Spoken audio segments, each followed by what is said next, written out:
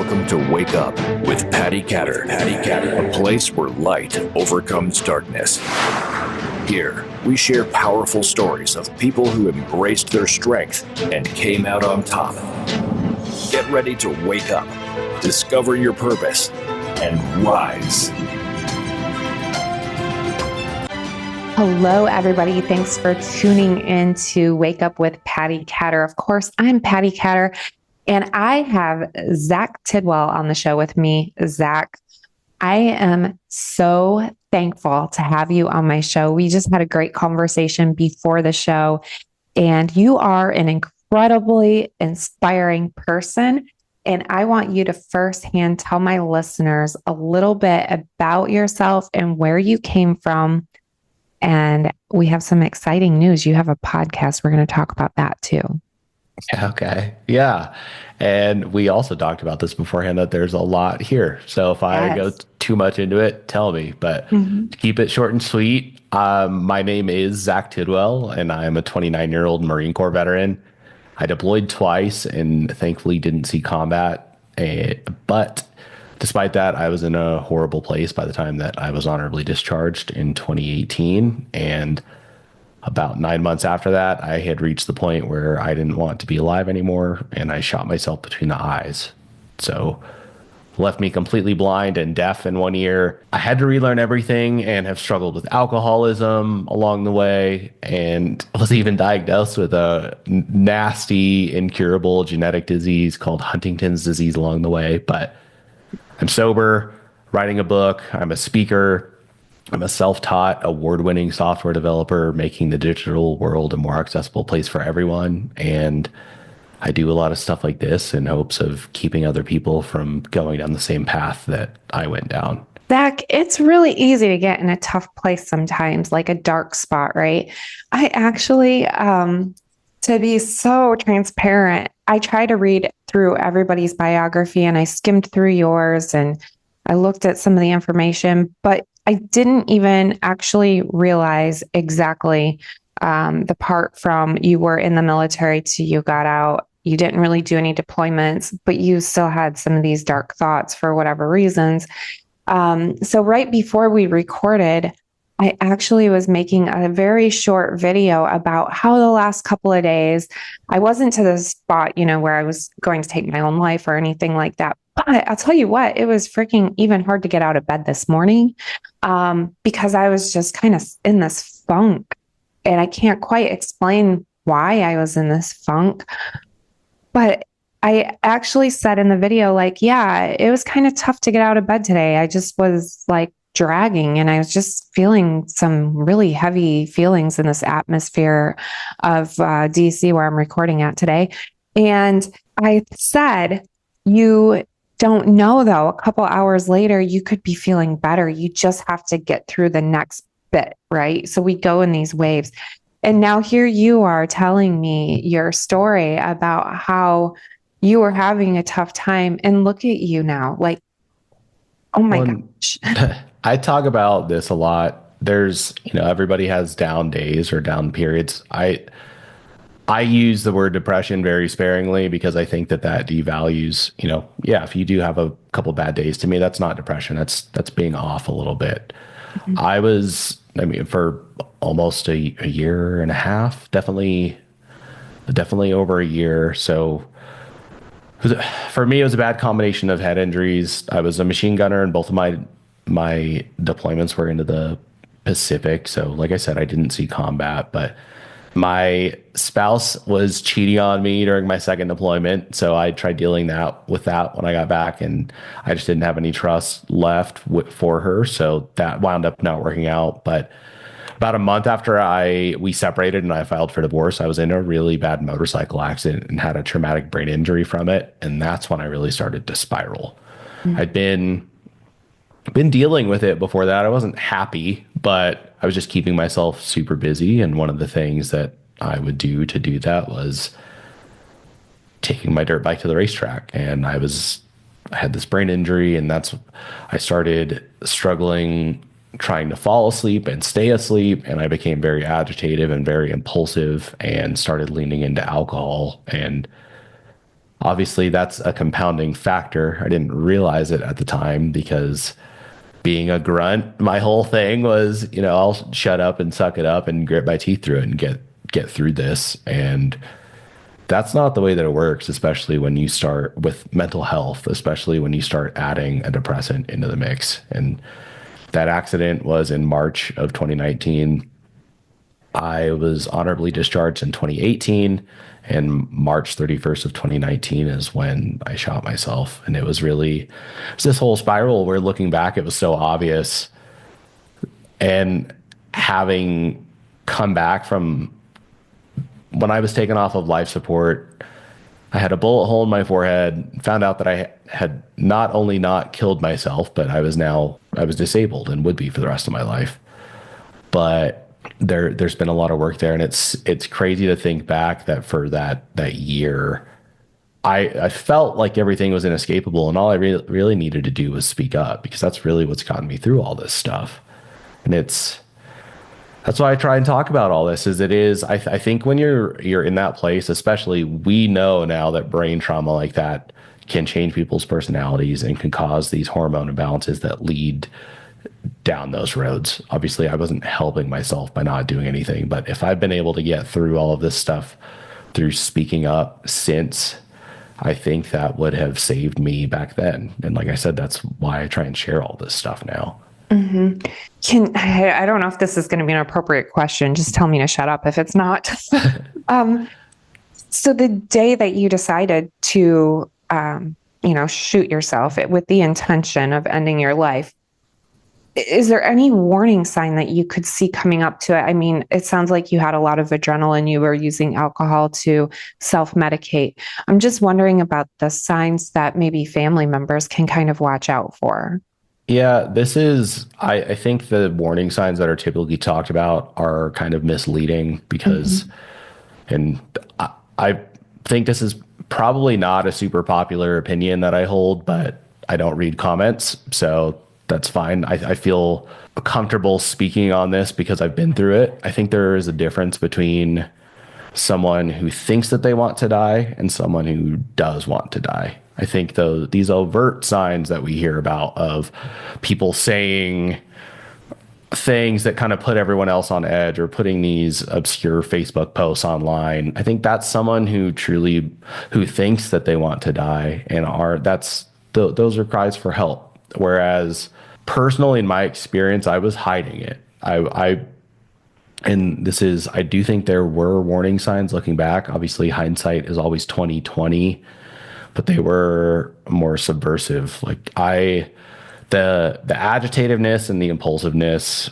I mean, both of those can be tied to head injuries, but I generally just became a miserable person to be around, and it became an issue in my life that I was so abrasive. And outside of that, I was very apathetic, but I was hiding it. I'm sure that's not what everyone does, but like using the dirt bike for an example, even after I got out of the Marines, I was going to school full time and working full time, showing up to both of those and doing well there.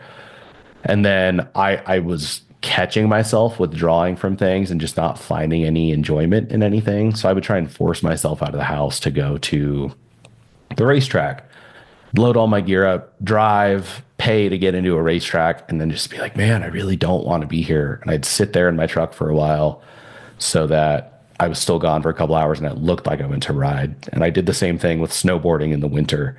I'd drive up to the mountains and try and force myself to get out and be there, and then not want to be there and sit in my truck for a couple hours before I drove another couple hours back home. And it would look like I was snowboarding. But I think it's looking out for those subtle changes in people where they're starting to withdraw from the things that they've always found joy in, because that's, looking back, I think was probably the biggest one for me, outside of me just kind of turning into an a-hole.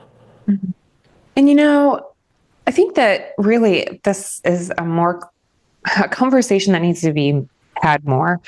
So, boy, I have a lot of pauses today, but it's because of this topic is actually really, really, really close to my heart, to my family. My father, unfortunately, he ended his life. My cousin did not too long after that. And it's something that I don't talk about publicly a whole lot. But really, like you mentioned, there's not a lot of warning signs most of the time in those who I know who actually followed through. Yes. There are people that I know who talk about it and that are kind of just like venting or, who have went out to seek help. But the majority of those and all of the ones that I know who followed through with it, they went through the motions. So their friends or family, you say, you get a phone call, for example, from a friend, and they're like, "How you doing?" "Oh, I'm doing great. How are you?" It's the emotions that people go through in life that are actually not authentic. And I remember being in a spot a couple of years ago where I was going through the motions. Like I had to force myself out of the house. I had to force myself out to go do cardio. And I think those things are really important things that we can do and we should do, just to keep, continue to push on sometimes. What was the breaking point for you? Like when you woke up like that, how were you feeling and how did you know that you needed to move forward? You mean after I shot myself? Yeah, yeah. Yeah, it was. So I was so out of it from somehow. So I shot myself between the eyes. None of the bullet entered my brain. It broke up some of it. It blew out basically the bridge of my nose and the lower part of my forehead and my right eye socket. So some of it left my face. Some of it hit my sinuses and broke up and rode around the inside of my skull. And that's actually why I'm deaf in one ear. Some of the bullet fragments are in the right inner part of my right ear and farther back in my skull. But I was so messed up from the concussive force of it and all the medications that I'd been on to keep me keep me on life support and fully sedated that I didn't realize I was blind. And then for a little bit, they were telling us that I was going to get some sight back in my left eye. So I was so busy and still because it was just constant appointments all day, every day while I was in there. And I was waiting for facial reconstruction surgery I was in the hospital for 51 days, but I think at like day 40, I finally had that surgery. But one day while I was still in the ICU, one of the doctors was doing her rounds and just with zero bedside manner, just dropped it on us that I was going to be completely blind. And my parents weren't there with me when that happened. But when they came in later, we were talking and kind of processing like, okay, well, what might life look like? And my mom was like, well, you could get a guide dog. And then we went to, oh, well, maybe you could be a therapist. And my mind went to the chow halls in my area on base on Camp Pendleton where I was stationed. That's the only place that I ever remember noticing it. But the salt and pepper shakers said in really small print, made proudly by the blind and visually impaired. And so when my parents started throwing out possible jobs that I could do, my response was, I'm not making effing salt and pepper shakers. And they were like, well, what are you talking about? And it was that sentiment of, I am not going to become a bump on a log, especially because I did this to myself. This wasn't an accident. I'm the reason that I can't do anything and I'm stuck in this bed right now. And I can't feed myself and do all these other things. Like I will not do something meaningful with my life. And between that and just wanting my independence back, it fueled me moving forward. And 8.5 months after I pulled the trigger, I was snowboarding. That was before I could even cook for myself or anything like that. But a month after that, I was back in college. And 6 months after that, I was back out on my own. And I refused to be content with anything less than what I'd had before. And so I just kept chasing it. And that's carried me through. I still think the worst depression that I ever went through was in 2021, about 2 years after I shot myself. It was the middle of COVID. I was back out on my own. I was in Denver and didn't know anyone. And it was in the middle of COVID lockdowns. And I reached a point just really for no reason. I think I finally started grieving my sight in addition to all of the things that I just mentioned. Mm-hmm. But I started to struggle and had those irrational thoughts of, I don't want to be here. But I wasn't drinking and I recognized that. And honestly, I was terrified to speak up because I thought that I was going to be hospitalized if I told someone that. But I also knew that if I didn't, where I was going to end up at some point because I was having these crazy thoughts. And I told my psychologist, and this period turned out to be a very like seminal period for me in the sense that when I told her, no one called the cops on me. I told her, hey, I'm having these thoughts and I don't understand why, but I'm not going to act on them. Like, I've learned my lesson. And we went from talking once a week to every day, and sometimes multiple times a day. And sometimes it was, taking it minute to minute or hour to hour on just don't give in to these insane thoughts. Because I do believe that when you reach that point, you are to some degree at a point of insanity, because your whole body, your whole genetic makeup is geared towards self-preservation and reproduction. And you ending that makes no sense. That is totally counterproductive to everything that any biological life is meant to do. And so, as we worked through that, I learned over those couple months that, okay, if I speak up and I show up to do the work, this can and will get better, because I did start to climb out of that place, and it sucked and it was miserable to do. But it did get easier, and I got back to a good place. And that led to further on in school, which is I hit my first math class and I realized some of the barriers that people with disabilities have in the digital space. Like, basically, software developers have to take specific steps for even like Zoom, like we're using right now, to be accessible to someone who's blind. I didn't know that at the time, and I couldn't access a lot of things, especially in my college coursework. And so I started researching what caused that, and found out that it all came down to code running behind the scenes of each app or website that I was accessing. And I decided to drop out and become part of the solution. So I started teaching myself how to code. And that's also when I started struggling with alcoholism. And that lasted for about 2.5 years. But along the way with that, even, I realized I had a problem, and I hadn't realized that I was an alcoholic before I shot myself. And I absolutely was. Looking back now, that became very apparent. But so when I started drinking, it was like I just picked up right where I left off from before. And at its worst, I was going on blackout binges for 2 or 3 days straight, recovering for 2 or 3 days, and then doing it all over again 2 or 3 days later. But I kept teaching myself how to code throughout that period. And, at some point realized, okay, I need help. I tried AA, I tried an outpatient rehab facility, and then I finally swallowed my pride and went to an inpatient rehab facility. And that's when I was diagnosed with that genetic disease that will eventually degrade my brain tissue to the point that I'm a vegetable and we can't do anything about. And so the self-pity kind of was reignited, and I leaned back into my drinking pretty heavily. I guess that's the worst that it ever got, was after that. But things started to shift in 2023. It was almost 2 years after I'd started teaching myself how to code. My first app came out, and so this is part of what I do now when I say that I'm a software developer. I created an app. It was just a word puzzle game, but it looked and functioned normally for those without disabilities. But whether you were colorblind, legally blind, totally blind and deaf, or had no arms or had a spinal cord injury, everyone could use it, because I had employed all of these underlying practices to make this stuff accessible. Holy smokes. Well, let's take a quick commercial break, because I want to get back to this topic here, because this is very interesting to me, how you can do all of these things and still not have your sight. Like, this is incredible. So stay tuned, everybody. We're going to take a quick commercial break. When the world watched the heartbreaking withdrawal from Afghanistan in 2021, lives were shattered, families were displaced, and children were left with nothing but uncertainty. Out of that chaos came a mission of duty and compassion, to stand by those who once stood with us.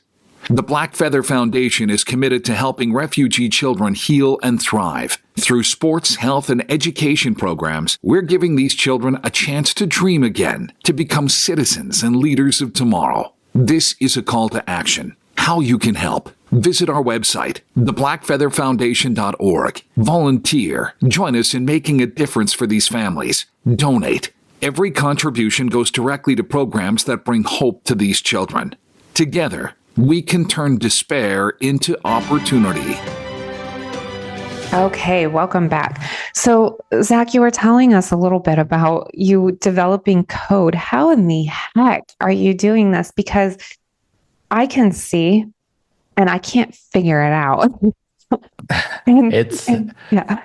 It's funny because it's absolutely something that I never would have done when I could see. Like I said, I was a machine gunner when I was in the Marines. I wanted to be an ER nurse when I got out. And even when I got back into college after I shot myself, I was going for clinical psychology because I was still, for whatever reason, these like helping others is something that calls to me, whatever it is, like that working to serve others is, for whatever reason, brings me joy. So my computer can read textual information aloud to me. And so when I'm in these apps and code is all text based, I can write it, and I have to mentally map out a lot of this stuff. But when there's errors in my code, I can just go character by character until I'm like, okay, there's a bracket missing there or whatever. And it's been kind of wild. Now I'm a huge nerd about it, but I think I was so drawn to it because it gave me a sense of purpose again. And I felt like I had an identity back. I had lost that when I lost all my independence and really my ability to move forward towards my goals that I had after the Marines of becoming an ER nurse. And so when that app came out in July of 2023, started getting all these positive messages from people, and it was really well received. And that's when I started to make progress. And I think it was because I had a sense of purpose and identity again. And I'd come full circle and I'd put something out into the world that was other people were getting something out of. And so I finally, after being at the point where I was going 2 or 3 days without a drink, and it was like pulling teeth to even make it there, I strung together about a month of sobriety, and then I fell off the wagon a little bit, and then I made it 2.5 months, and then had my last drink on December 5th of 2023. And at the very end of that year, my app won 2 Game of the Year awards for what I had accomplished. And it opened up speaking opportunities for me in the tech space, which was really wild. I spoke at a huge tech conference last year about what I was doing and how I'm able to accomplish all this despite having no sight and having never written a line of code when I could see. And it's come even more full circle, and I'm working on some stuff that'll hopefully make education more accessible to people with disabilities. And I'm, applying these strategies that I learned in a more, hopefully more impactful context as I work through the book and the podcast and everything else that I'm doing, and start speaking more on all this stuff. Because now that I am sober, I feel, it didn't feel right to talk about any of the stuff that I had learned before, because I could talk the talk, but I wasn't walking the walk because I was still leaning on booze as a crutch. So this is really kind of funny to me because I'm picturing a Marine, right? A grunt. You were not a pogue. So I don't think I've ever heard a civilian say that before. When I say pogue, people are like, what are you talking about, man? That is so funny. So I'm just picturing you, this Marine, right? And you're like dirty and, how grunts are and, all into the mess of things, right? In the Marines. So you never seem to be very interested in computers before your head injury. Is that right or wrong? That's correct. I played Xbox like everybody else does, but coding, I think I remember actually looking it up after I'd gotten out of the Marines. I've always been very curious, and I was playing like some app on my phone, and I was like, how do people make these things? So I Googled it and saw what code looked like, and I was like, that sucks. I'm leaving that alone. And of course, I ended up doing it a couple years later without being able to see. But I just wonder, if it weren't for, first of all, your head injuries, right? But then a major head injury when you shot yourself. I'm just wondering, do you think that your brain rewired itself at all? Was it a struggle to learn the code, or did it start coming natural? It definitely didn't come naturally, because especially all the accessibility issues that I kind of glazed over, and I'm doing that because I know we run on a short timeline here. Mm-hmm. Those exist in all of these tools that I have to write code in, and even in finding resources, because I literally taught myself by reading articles online. Mm-hmm. I've always been very stubborn. I don't know where the interest came from. It all stemmed from wanting to make things to decrease these barriers for people with disabilities. Mm-hmm. And I think that was more so the fire that was under my butt than being like, oh man, this is really cool. But I was always really creative growing up. I was an artist, and I was crafty, and I have found that this fills that bucket for me now, because it's a logic puzzle constantly while you're creating these things. And it is, as nerdy as it is still a creative outlet, because you're starting with a blank slate for everything. You start with a blank file, and you can build whatever you want with that. And there's a million ways to go about it. And I think that's the itch that it has scratched for me, outside of knowing that it's going to have an impact. And now I'm a huge dork about it. I wake up excited to do it. That's really funny. When I was growing up, definitely we're in different eras here, but I remember just knowing HTML. I still can't understand it or describe it to anybody. I just knew how to create websites or whatever it was. And then fast forward, even the podcasting came naturally, the radio stuff came naturally, a lot of computer tech stuff. I'm a big geek. I love research and all that. But the coding, forget it. Like, that's not anything I even wanted to toy with. So it's really incredible to hear your story of going from being a Marine. Like, not everybody wants to be a Marine, except, now let me step back a second. If you want to join the military, almost every person I've had on my show says, well, I was going to be a Marine. I wanted to be a Marine, but then I saw how gritty it is. Like, it's not easy. You're going to get, it's a common sentiment. It has a reputation for a reason. Yeah. Mm-hmm. So I'll ask you this off record. I'm kind of curious more about your experience in the Marines, like positive, negative, because I've heard so many conflicting stories, and I have actually been researching a lot about Camp Pendleton between 2016 to 18, 19. There were a lot of suicides out of Camp Pendleton during that time. Yeah. Is this what you're saying you want to ask me offline, or are you asking me what my experience is? Okay. It's one of those things, like I want to ask, but I'm like a little nervous to ask because I don't want to completely throw the military under the bus. But I am kind of curious about, were you struggling then? It was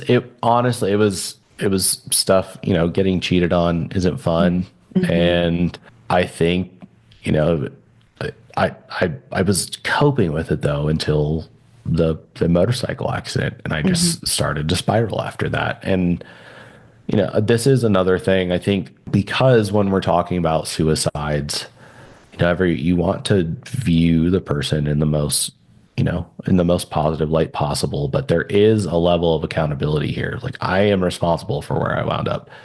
I chose not to speak up. I chose to drink instead. Mm-hmm. And I didn't have the self-awareness or the maturity to recognize that was not going to lead me anywhere good. Mm-hmm. So, that's on me. And I'll say this, being a boot, my first year and a half in the fleet as an infantryman was miserable, but that's doing your time, right? That's part of the progression. I am so proud of you, and I'm so happy to be connected with you.